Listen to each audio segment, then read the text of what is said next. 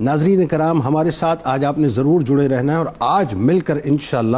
سرزمین سندھ میں 6 صدی ہجری میں سیون شریف کا رخ کرتے ہیں اور مولا کائنات مولا علی کرم اللہ وجہ الکریم کے گلشن کے انتہائی خوشبودار پھول کے ذکر پاک سے اپنے وجود کو مہکانے یعنی اس مہکار سے مہکانے کی کوشش کرتے ہیں، جو شہباز بھی ہیں، جو قلندر بھی ہیں، جو سیف اللسان بھی ہیں، جو شمس الدین بھی ہیں، جو مخدوم بھی ہیں، جن کا سلسلہ نسب 13ویں پشت میں جا کر امام جعفر صادق علیہ السلام سے جا ملتا ہے، جن کو اللہ تبارک و تعالیٰ نے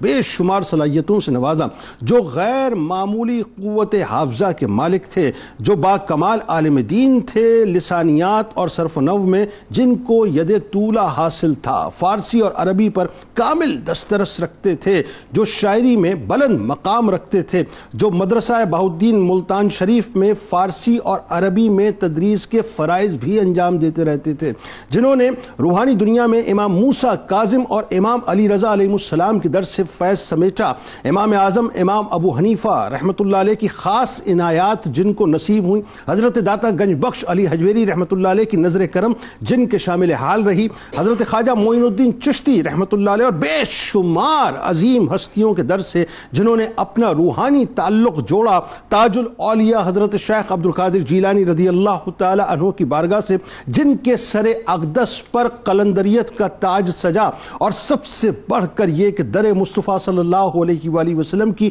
مبارک خاک کو جنہوں نے اپنی آنکھوں کا سرما بنایا، اور پھر اسی دربار سے آپ رحمت اللہ علیہ کی سلیکشن ہوئی اور اسی بارگاہ سے آپ کو سیون شریف کی تاجداری کا اشارہ ہوا، یعنی دنیا انتہائی احترام سے آپ کو حضرت عثمان مروندی المعروف لال شہباز قلندر رحمت اللہ علیہ کے نام سے جانتی ہے۔ ناظرین کرام، قلندر پاک رحمت اللہ علیہ کی شخصیت انتہائی ڈائیورس شخصیت ہے۔ بات یہ ہے کہ ہم نے چونکہ ظاہر ہے اپنی کم علمی کی وجہ سے، یا یوں کہیے کہ علمی کجی کی وجہ سے، یا یوں کہیے کہ اپنی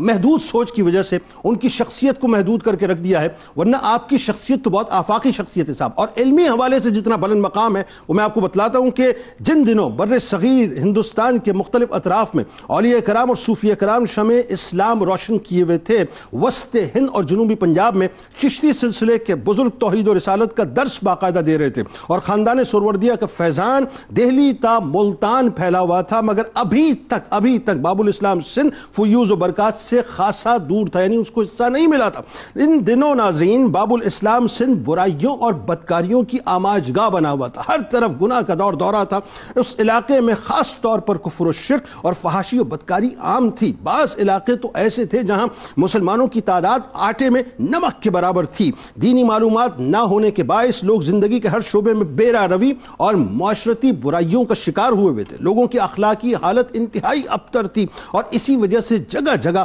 برائی کے اڈے مکمل طور پر قائم ہوئے تھے، جہاں ہر طرف چہل پہل تھی، اور شام ڈھلتے ہی عالم یہ ہوتا تھا کہ چراغ روشن ہو جایا کرتے تھے،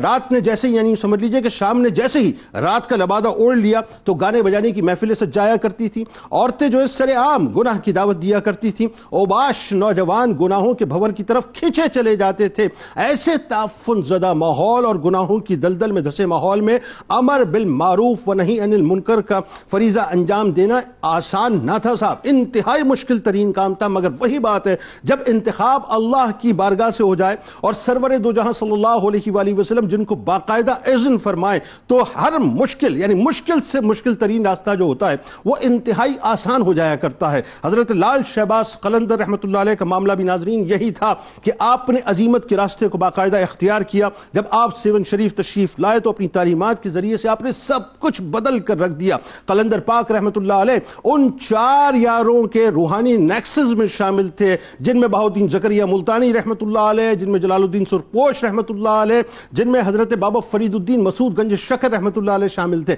یعنی ان 4 ہستیوں کا نیکسس تھا جو پورے بر صغیر پاک و ہند کے اوپر اپنے روحانی فیضان کو عام کر رہا تھا۔ حضرت سید محمد عثمان مروندی کاظمی حنفی قادری المعروف لال شہباز قلندر رحمت اللہ علیہ نے بے انتہا جد و جہد سے کفر و شرک کے اندھیروں میں بھٹکے ہوئے لوگوں کو اسلام کے پاکیزہ اصولوں سے روشناس بھی کرایا، جن کی خانقاہ مذہبی ہم آہنگی یعنی جسے آپ یوں کہہ لیجئے کہ اپنا انٹرفیتھ ہارمونی کی ایک عالیشان مثال بنی، کلچرل ڈائیورسٹی ناظرین شاندار مثال تھی ان کی خانقاہ کی، جنہوں نے انسانیت کی خدمت کر کہ لوگوں کے اپنے یعنی لوگوں کے قلوب کو نہ صرف مسخر کیا بلکہ لوگوں کو اپنے حلقہ ارادت میں شامل بھی کیا اور مذہبی رواداری کی باقاعدہ بنیاد بھی رکھی، جن کی دعوت سے ہزاروں غیر مسلموں کو دولت اسلام نصیب ہوئی اور گمراہ لوگ راہ راست پر آئے۔ ناظرین کرام، اللہ تعالیٰ نے آپ رحمت اللہ علیہ کو بے انتہا حسن و جمال سے نوازا تھا۔ آپ رحمت اللہ علیہ علم کے بہت ہی قدردان تھے، نیز اہل علم کے مقام و مرتبے کا باقاعدہ لحاظ کیا کرتے تھے، نماز کی امامت بہت کم فرماتے،